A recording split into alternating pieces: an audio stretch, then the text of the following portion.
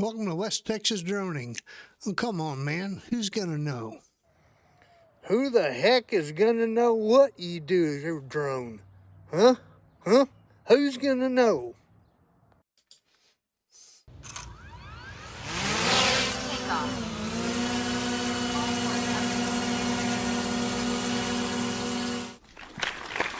Thank you. Thank you very much. Thank you. Hi, everybody. Thanks for stopping by West Texas Droning. I was out flying my drone the other day, and I got to max distance limit. And, of course, my controller sounded off, said you reached your max distance. And a guy standing not too far away from me said, "What the heck is that?" And so I had to explain to him that flying a drone makes you follow various rules. You couldn't go too high, you can't go too far, can't go too fast, all kinds of stuff you can't do with your drone or you'll get in trouble. And he said, "Who the heck is gonna know what you do as your drone? Huh? Who's gonna know?" And I said, well, I'll know. I like to follow the rules. God will know, And I said also, the FAA would know. And you don't want to get in trouble with the FAA for violating the rules. And he said, "Man, there ain't no FFA around here. Anywho, what are the odds of that ever happening, huh? 0. And he's probably right. He was an odds kind of guy, what are the odds kind of guy. And it's probably true that most of the violations that happen are probably start out as complaints. There are people that will complain about drone operations. They won't like them. They'll complain about them. And the FAA may investigate. And if they find something wrong there may be a problem. As you know, according to the FAA, the user, drone operator, must, upon request, allow the administrator to make any test or inspection of the small unmanned aircraft system, including your drone and the controller. And we also know the FAA considers flight over 400 feet AGL and beyond visual line of sight or in furtherance of a crime. Those things pose significant risk to public safety. And that's a biggie right there. That public safety is a key part of this process or situation. We also know what are the odds that if you're caught, nowadays, they used to tell you don't do that, and now recent events have indicated that the FAA is going to become or start the punishment phase of these situations. So that's an issue that we need to worry about. But again, what are the odds? Who's going to know? Well, you know that you carry around a witness. Your controller for your drone has essentially a solid state hard drive in it that records every single flight you make with that controller. And I'm sure you've opened it up and looked in your profile and your history, and you've seen stuff where you tap on it and you see this little squiggly map. And this was taken out in the boonies where there's no streets, but if you take a look at yours, it may have street names and stuff like that. But you say, what are they going to do? How are they going to know anything? Well, let me also remind you that you can get your controller and a data cable and plug it into a computer. The computer sees it as a removable drive, like a thumb drive, and it can view all the files. You can upload those files to your hard drive for safekeeping if you want to, or if you do upload them, you can take one and have it evaluated. Now, I used AirData UAV to evaluate my file that I uploaded to it to see what was in it, because I'd never seen it before. Wow, this was an eye-opener. All of this stuff is on that one tiny file, and your controller has a file for every flight you've made. Let's take a look at this. On the summary there, you can see the date of this flight, which you flew, the name of the drone, the airtime, takeoff battery power, landing battery power, firmware, total mileage, total distance, max altitude, max speed, battery temperature, tips and warnings you received. How about that? And you can see this has a lot of categories. Down the left side, it's got general, power, sensors, control, weather, media. Over the top, it has subcategories for each one of those main categories. I was interested in power. What does that say? Well, it's got several things. It gives you the efficiency on that first tab. Minutes per battery, miles per battery. How about that? It even shows you your flight time, your total mileage, and your max height. The next one says battery cells. What does that tell you? This is cool. Your battery has 2 cells in this situation, and it can compare them and tell you if there is a deviation between the performance of each battery. If you do see a major deviation, that may be an indication to you that you have a failure that's getting weak or going to fail. Here's the sensors from the flight. It shows you your signal strength all through your route of flight. It'll let you evaluate where your signal is strong and where it's weak. Here's the weather for your flight. Now, your drone does not observe weather. What it does happen during this investigation is when you upload this data file, it goes back in history and finds the weather for that date and time that you were flying. So it actually shows the weather at the date, time, and location of the flight. And if you say the weather was good, the log says no, it wasn't. You may have a problem there. It has details of each flight as far as who flew it, where, how long they flew it. It shows you the equipment used on the flight, what kind of drone, what kind of controller, even how much space is on your SD card. How about that? Notification and issues that pop up during your flight. It may tell you when you switch from scenic mode to normal mode to sport mode. It may show you when you did a automated takeoff or return to home, the battery settings at various points. Interesting stuff.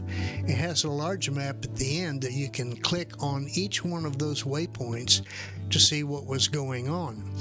I clicked on that battery at the bottom, that little battery icon, and I got this information of what the power setting was at that distance, how long I'd been flying, the altitude I was flying at, above sea level flying altitude, and how far I was from my home point.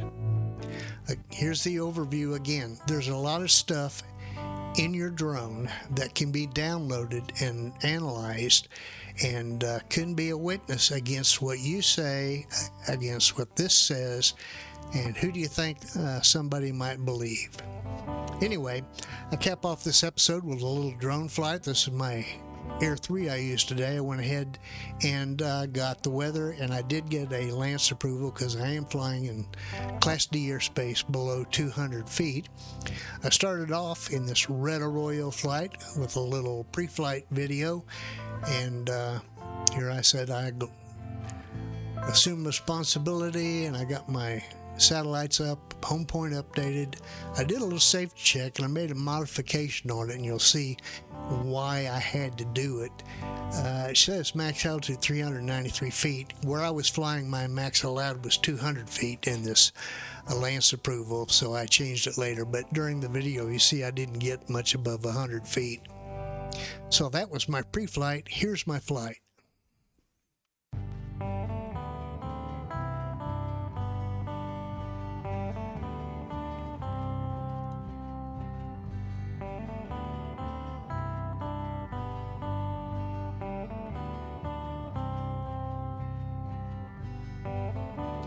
What I'm taking off from is not somebody's backyard. This is part of the easement for the flood control project. And so basically I'm just flying down this, I guess you'd call it public property, because there's down the way there I flew another video and I showed you a park, which is at the other end of this. So I got my 21 feet for precision landing. Then I'm going to climb up to the altitude I'm going to fly this route at. And you'll see is really up only around 57 feet.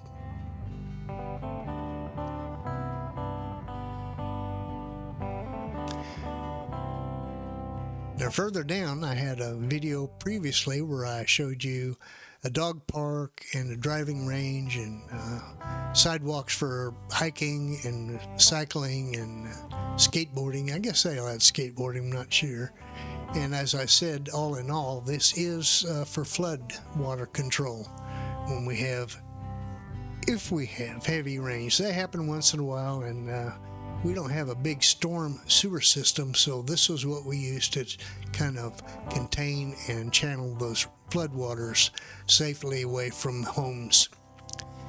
If we had this in another part of town, we could have saved some homes, but that part of town did not have this available.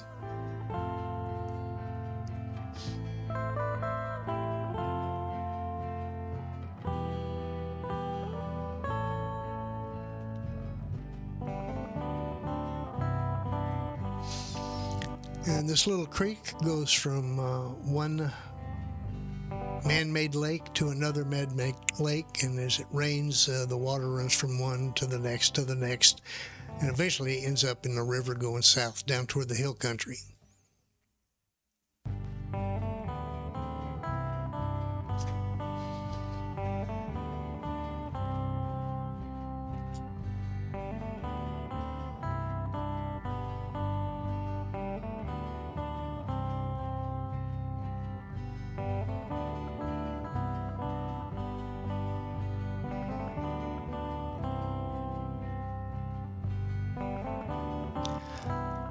Now we'll fly back down this drainage area, creek area, whatever you want to call it, down to one of the man-made lakes that's part of this system.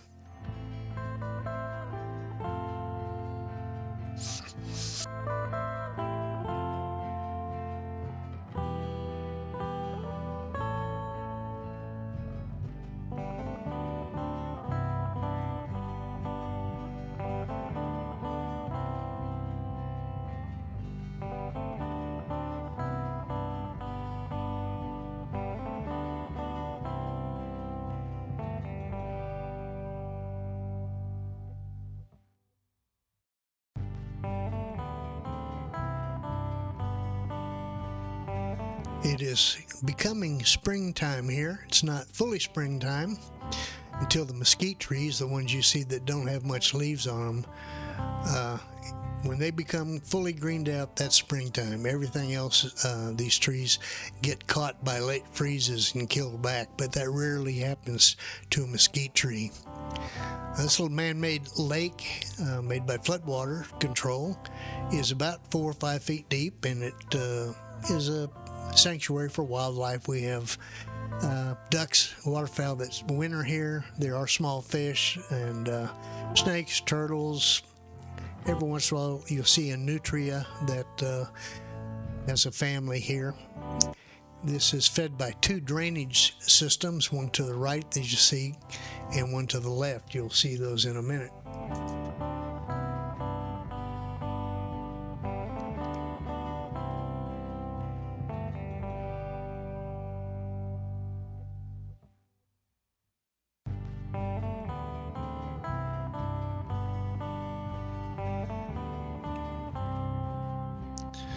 And on the other side of the highway there, you'll see a concrete structure there that funnels water, flood waters into the lake under the highway right here.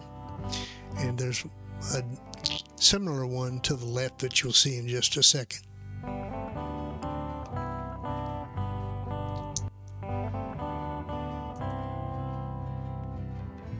Right there.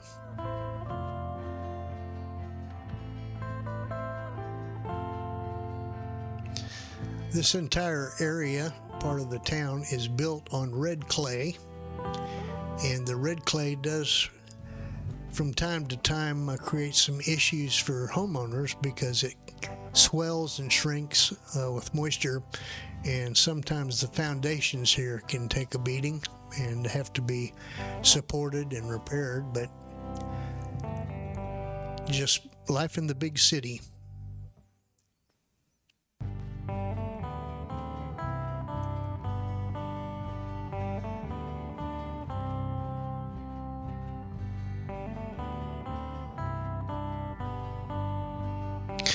And it seems for drone videos, you have to have something scenic to fly over. That means mountains, cityscapes, or water. So here's some water.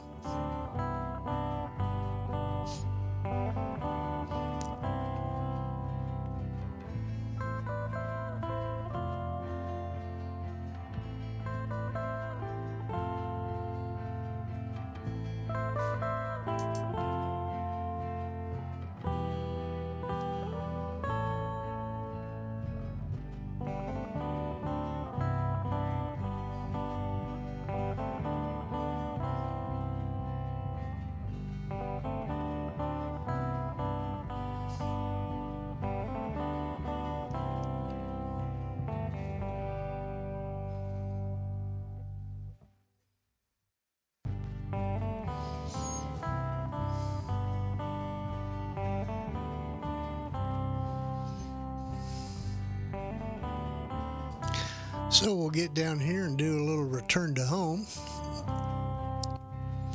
And that'll conclude this video.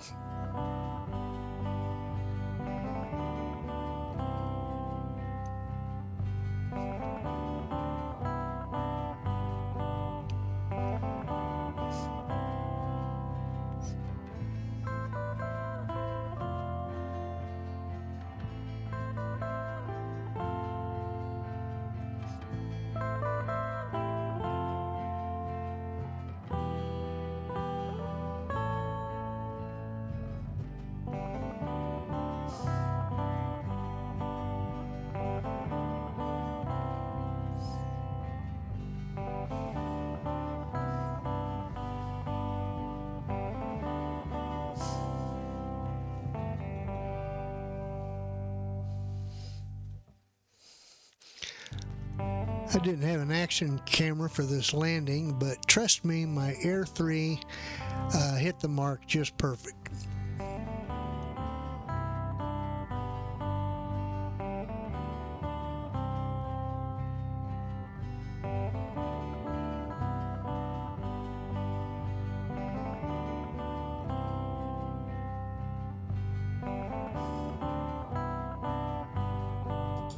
So there you go. I hope you enjoyed the information and the ride. We ask that you like, comment, share, subscribe. If you have any questions about the information in this or any corrections, I would be glad to hear from you. In the meantime, thanks for stopping by, and we'll see you next time. God bless.